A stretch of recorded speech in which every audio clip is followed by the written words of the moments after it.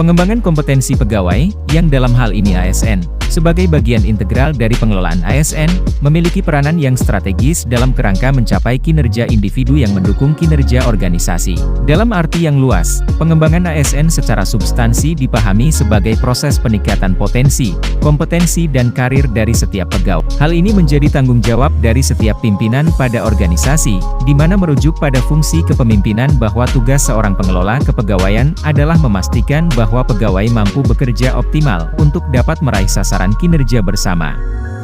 Pegawai harus mengetahui secara spesifik apa yang harus dikerjakan, dan mampu menghadapi kendala untuk mencapai kinerja yang efektif. Disinilah aktivitas coaching, mentoring dan konseling perlu dilaksanakan, untuk membantu pegawai meraih kinerja yang optimal dan mengatasi permasalahan yang dihadapi dalam pekerjaan.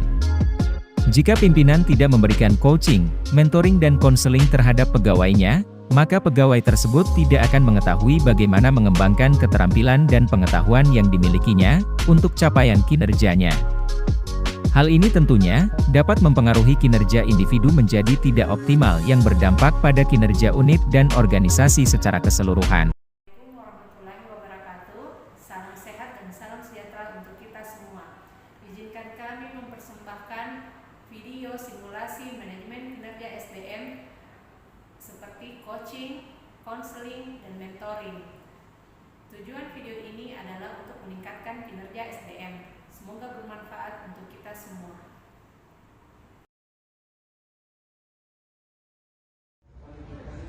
Assalamualaikum. Waalaikumsalam Bu Sek, silakan duduk.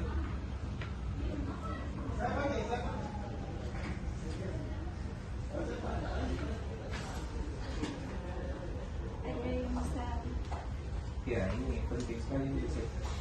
Saya lihat di grup WA Palau PD ini belum disetorkan. Saya lihat di list si Bapak OPD tak belum ada Bu Sek. Bagaimana kerjanya anggota ini?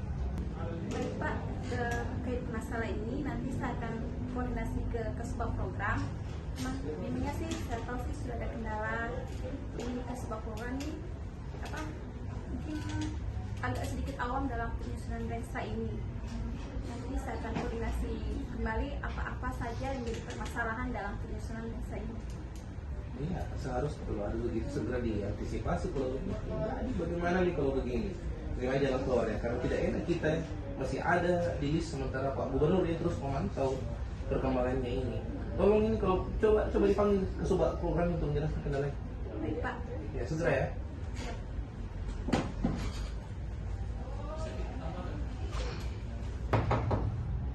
Oke. Masuk Pak, silakan. Ya, bagaimana?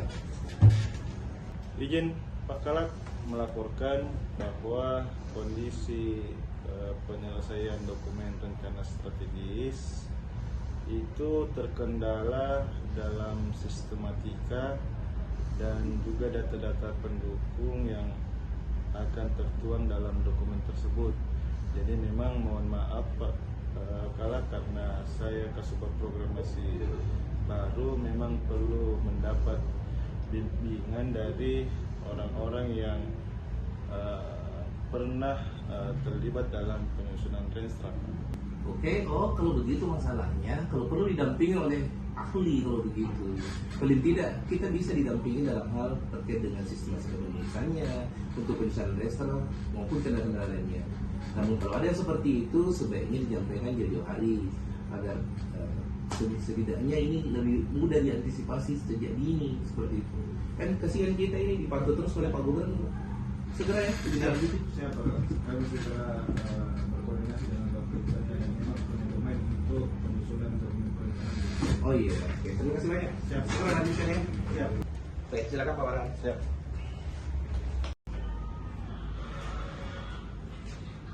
Ada ini Pak Warham. Saya angkat teleponnya dulu Pak. Ini. Halo, Assalamualaikum. Waalaikumsalam. Ya, saya Pak Warham. Siap. Pak Warham. Program yang baru di BPBD Sulsel Pak Laude. Ada yang bisa saya bantu Ki? Ya, ini ada perintah dari Pak Kalak terkait dengan arahan Pak Gubernur Iya, siap. untuk penyelesaian dokumen Renstra. Nah, kami kan yang masih baru itu mau koordinasi sama Bapak. Ah, dengan iya, iya. sistematikanya, Pak. Siap. Kapan bisa saya koordinasi, Pak? Kebetulan saya hari ini tidak ada di agenda Pak Kasubag.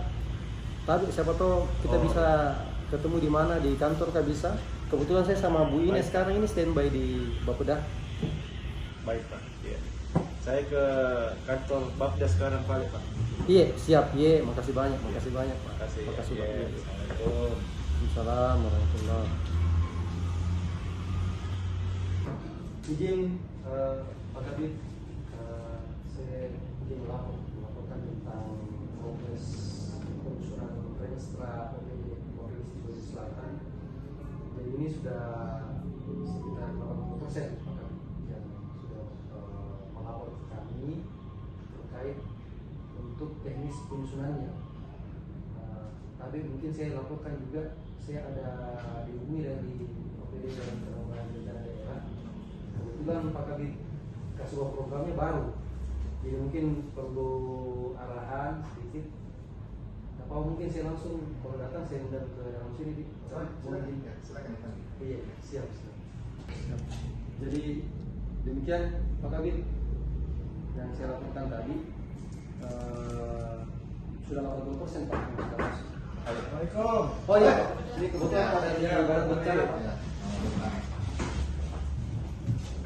Ini Pak, welcome. Mari, Pak. Silakan Pak.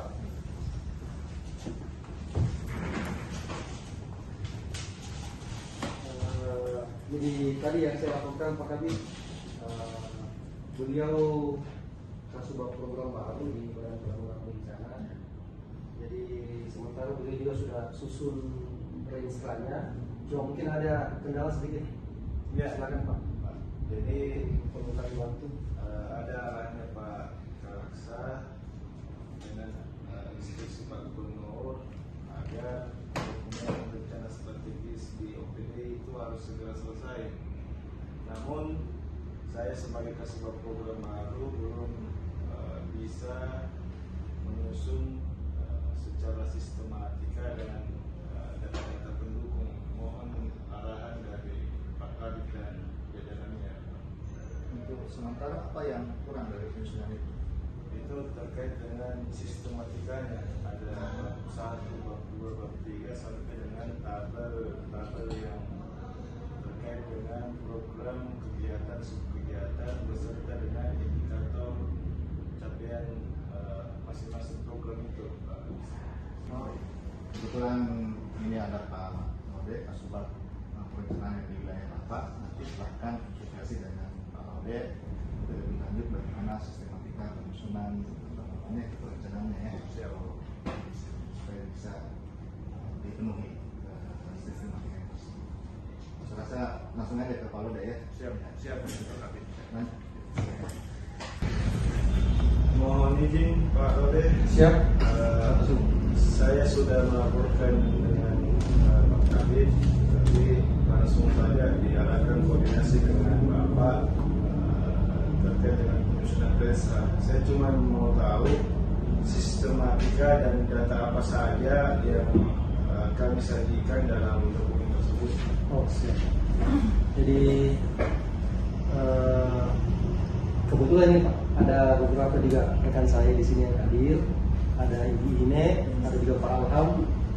Mungkin dengan kehadiran beliau juga bisa ada masukan tambahan selain dari saya. Terkait untuk yang tadi Bapak tanyakan, mungkin Bu Ine tahu, mungkin kasih gambaran dulu. Oke, siap Pak. Kalau untuk kendala yang kita hadapi terkait sistematika dan data apa saja yang akan diberikan dalam dokumen Renstra, perlu kami jelaskan di sini bahwa Renstra atau rencana strategis itu adalah merupakan dokumen perencanaan dari suatu organisasi atau lembaga yang akan menentukan arah strategi dari sebagai dasar dari pengambilan keputusan untuk mengalokasikan sumber daya termasuk modal dan sumber daya manusia untuk mencapai tujuan yang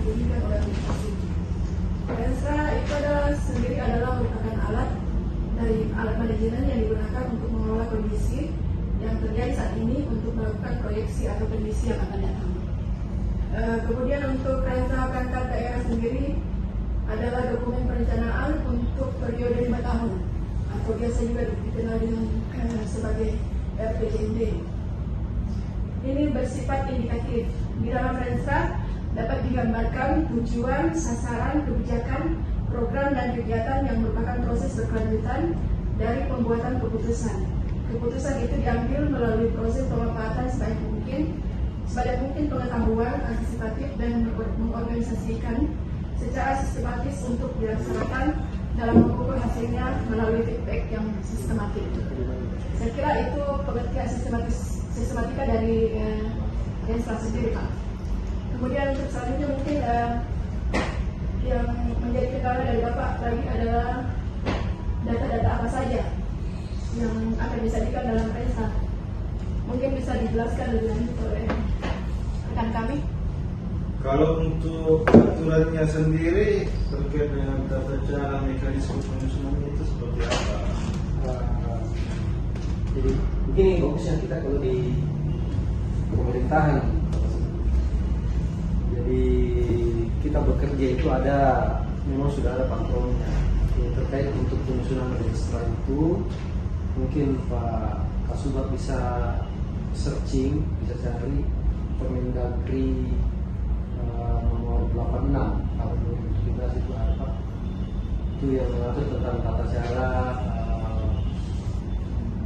perencanaan, kemudian pengendalian dan evaluasi pembangunan daerah ada di situ.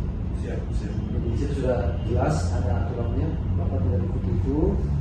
Terus untuk sistematikanya biasanya itu di Renstra ada terbagi menjadi 8 bab. 8 bab untuk penyusunan Renstra itu dari seperti kalau kita bikin ini Pak, ada pendahuluan, ada gambaran permasalahan, kemudian gambaran pelayanan perangkat daerah, kemudian isu strategis nanti disusun di situ. Ya, sama-sama orang jadi sudah jadi tugas kami Pak untuk bisa membantu teman-teman JOPD dalam penyusunan Renstra ini. Jadi kami juga tidak akan selesai kalau OPD tidak selesai. Kalau misalnya ada kendala Pak bisa langsung saja ke sini. Siap. Terima kasih. Kasih Pak. Kasih Pak.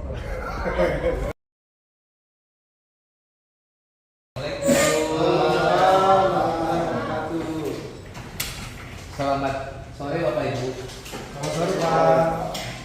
Terima kasih Pak atas waktunya Pak. Ya, sama-sama. Oh iya, apa sih sebenarnya yang topiknya yang ingin kita bahas? Apa yang akan dimentoringkan hari ini? Itu terkait pembuatan penyusunan SOP Pak. Penyusunan SOP. Problemnya di mana? Apa problemnya Bapak? Problem tadi lapangan selama ini. Sebenarnya banyak sih Pak. Nah, di POSAP ini sebenarnya kalau kita berbicara tentang SOP, pasti di instansinya. Kalau kita di sini ada 5 instansi, pasti bisa jadi 5 instansi ini berbeda. Karena itu kan sebenarnya bisa masuk ke dalam ranah kebijakan instansi masing-masing. Namun tentunya karena kita ini berbicara tentang administrasi pemerintahan, pasti ada yang menjadi standar Bapak Ibu. Dan selama ini yang menjadi standar itu apa yang ditetapkan oleh Menteri Pemberdayaan Aparatur Negara atau biasa disebut dengan Peraturan Menteri Pemberdayaan Aparatur Negara. Nah, sebelumnya itu ada di tahun 2008 sebenarnya, namun sudah ada perubahannya. Yang terakhir itu ada di 2012. Ini yang Permendagri 35 yang sekarang yang digunakan sampai sekarang ini.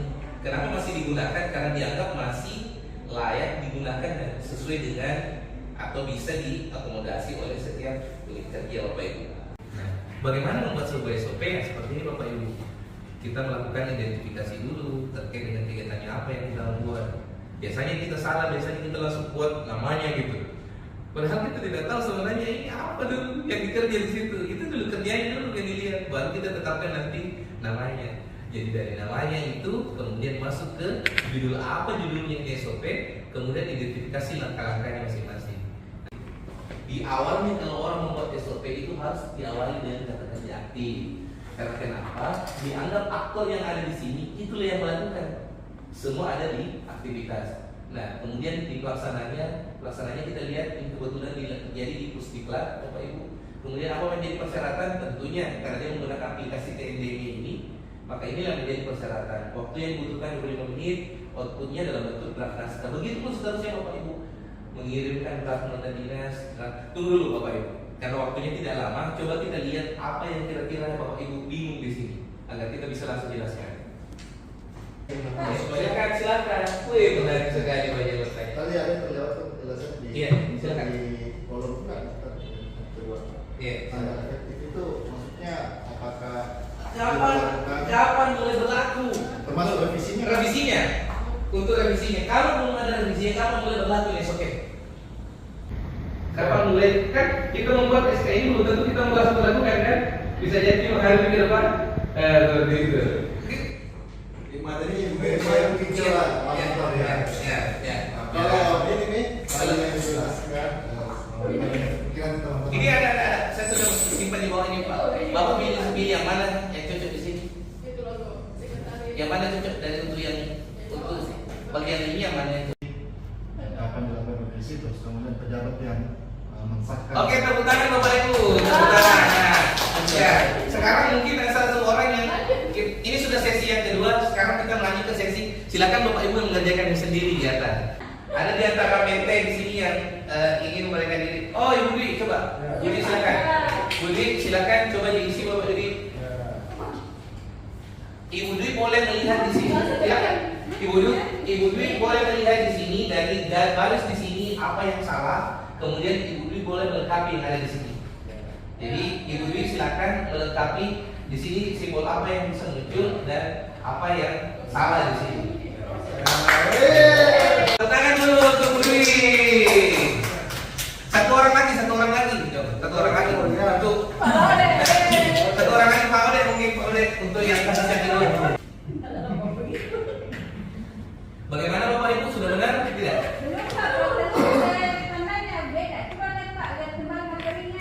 Sudah. Bagaimana di sini? Apa sudah benar apa tidak, Bapak Ibu? Atau ada yang harus dihilangkan saja? Meneruskan. Ada yang perlu dihilangkan, Bapak Ibu? Bagaimana?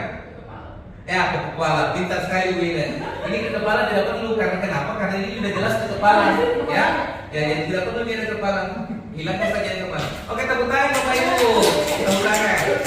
Teman, kita sudah dari 3 sesi tadi, teman-teman sudah praktekkan, kita sudah sama-sama untuk melihat dan saya lihat teman-teman di sini sudah bagus ya, sudah memahami penggunaan masing-masing untuk tombol proses terminator bahkan decision di sini.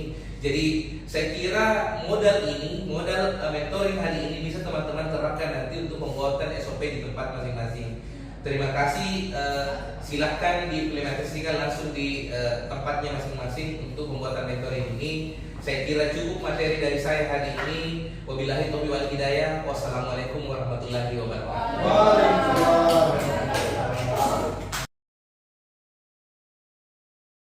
Mohon izin Pak, sekarang kan di saya ini pengurus barang Pak.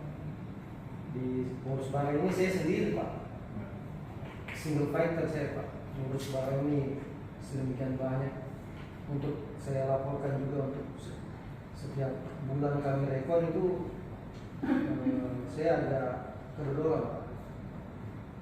Mungkin kalau bisa ada penambahan personil di pengurus barang agar mungkin tugasnya bisa lebih rapi dan lebih cepat lagi untuk masyarakat. Dan kalau bisa ada kejelasan Pak untuk SK-nya, karena SK-nya itu setiap tahun terlambat Pak. Kami kadang jadi bingung untuk sementara di awal tahun sama di akhir tahun itu kan disitulah waktunya kami melakukan rekor. Kadang di akhir tahun sudah selesai, awal tahun itu ya kami bingung apakah kita masih di pengurus barang apa atau tidak lagi seperti itu. Jadi yang pertama Bapak menyampaikan beban kerja ya, Iya, berat yang sendiri melakukan. Yang kedua mungkin bisa penugasan Ya. sama dengan yang lain pembagian tugas. Nah, seandainya misalkan ini terkendala dengan kondisi formasi yang ada, apa langkah taktis Bapak untuk mensistemkan ini kan tetap juga karena tugas jabatan Bapak ya selaku pengelola atau pengurus barang itu, terus kemudian ya kalaupun juga misalkan langkah apa pasca komunikasi itu lama dari kita akan tanggung jawab kira-kira langkah apa yang Bapak lakukan, karena ini kan mungkin kalau nggak salah ada 2 periode ya, dua kali ya dalam hal dan setahun itu melakukan rekor seperti apa Bapak? Kalau yang sekarang saya lakukan Pak itu saya butuh alat bantu. Kalau itu sementara alat bantu yang sekarang saya itu masih juga. Orangnya komitmen, namun ketika dengan pimpinan juga tidak ada melihat tugas yang jelas seperti yang disampaikan tadi oleh Pak Warham, agak sulit kami untuk bekerja dengan optimal, karena dengan tusi seperti yang disampaikan tadi Pak Warham yang tidak sesuai, kadang-kadang nanti saya berkonflik dengan teman saya karena tidak ada melihat tugas yang jelas. Jadi mungkin hampir sama dengan Pak Warham juga kendala saya. Jadi perlu ada pembagian tugas yang jelas antara setiap orang ini agar kami bisa bekerja secara artinya bertanggung jawab terhadap pekerjaan kami masing-masing sesuai dengan yang diberikan ke kami. Saya kira begitu Pak. Jadi Bapak juga menyampaikan bahwa ini harus ada. Mengapa menurut Bapak penting? Itu penting karena kenapa? Pertama, saya tidak ingin ada clash dengan teman. Satu. Yang kedua, saya tidak mau mengambil pekerjaan orang lain. Yang ketiga, saya ingin berusaha untuk bekerja lebih optimal di tempat itu, fokus. Saya tidak sementara ambil barang disuruh ke mana gitu kan. Saya betul-betul ingin, kalau memang tugas saya adalah misalnya mengarsipkan barang atau apa menginventarisir barang, ya saya fokusnya di situ. Jangan dibawa kemana-mana, karena ketika saya dibawa kemana-mana, yang tadinya target saya mungkin 3 hari itu bisa berubah jadi 5 hari, 6 hari, dan ketika 6 hari itu saya sudah lost fokus seperti itu. Bapak menyatakan bahwa pentingnya pemberian tugas supaya tidak saling bersentuhan dengan kerja, terus kemudian bisa fokus ya. Bisa fokus dan jelas siapa yang bertanggung jawab. Siapa yang bertanggung jawab. Ada pendapat lain dari Bapak sekalian? Ibu. Izin. Ya, silakan. Terima kasih sebelumnya Pak atas kesempatannya. Tadi posisi saya sekarang kan menjadi pengurus barang. Pengurus barang. Mohon izin kalau bisa Pak, saya sekarang ini masih sendiri Pak. Sendiri kan? Demikianlah pelaksanaan simulasi kegiatan manajemen kinerja dalam bentuk mentoring, konseling, dan coaching. Semoga dapat memberi manfaat buat kita semua. Assalamualaikum warahmatullahi wabarakatuh.